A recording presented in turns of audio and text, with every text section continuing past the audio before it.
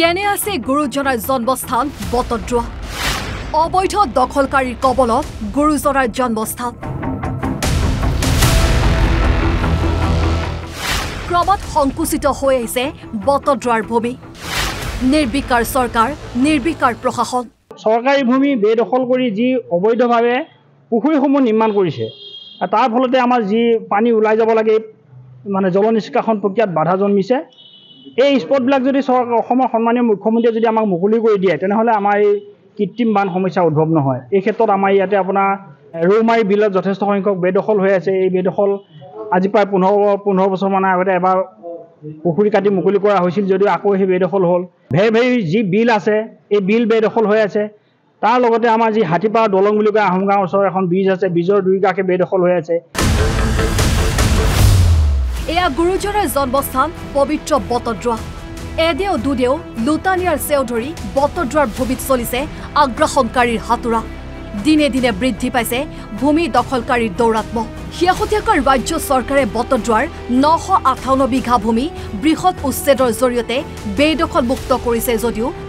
বৰ্তমানেও একাংশ জলাশয় ভূমি অবৈধ দখলকাৰীৰ কব্জাত আছে এইসকল অবৈধ দখলকাৰীয়ে দখলী ভূমিত বৃহৎ পুখুৰী খান্দি ৰাখিছে যাৰ ফলত গুৰুজনাৰ জন্মস্থানৰ লগতে বৃহত্তৰ বটদ্ৰোৱা অঞ্চলৰ প্ৰায় 30খন ৰাজগাঁও বছৰটোৰ 12 মাহে ডুবি থাকে কৃত্ৰিম বানৰ কবলত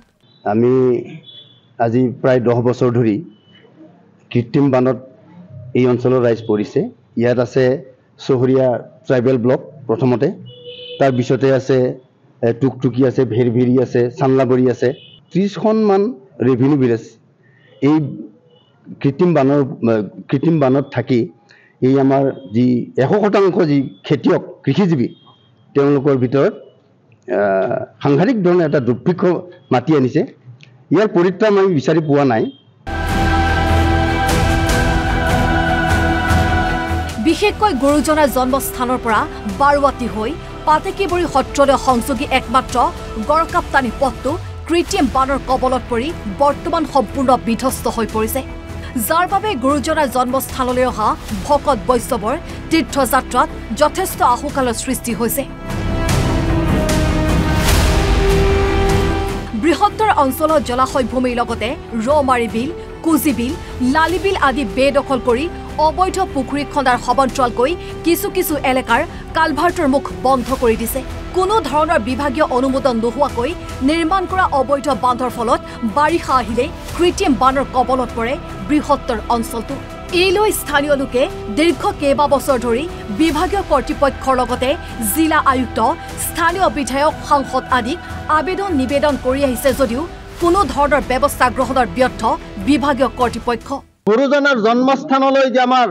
ইয়াৰ মূল পথ যেটো বাৰুৱাটিৰ পৰা গুৰুজনাৰ জন্মস্থান ভৰদুৱালৈ এটো পথ আজি 4 বছৰ ধৰি কৃত্ৰিম বানৰ কবলত পৰে আৰু এই বিষয়টো আমি আমাৰ বিধায়িকাই হোক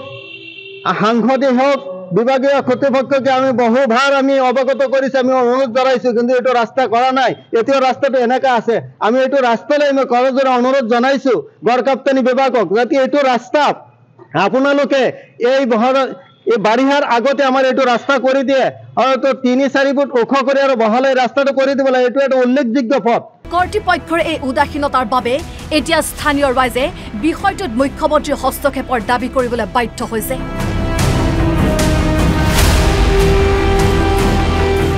বটদ্ৰোৱাৰ পৰা মুস্তাফা সালিম আহমেদৰ ৰিপৰ্ট NB নিউজ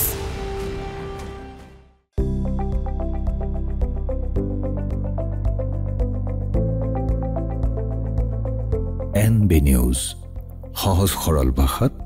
নৱভাৰতৰ কথা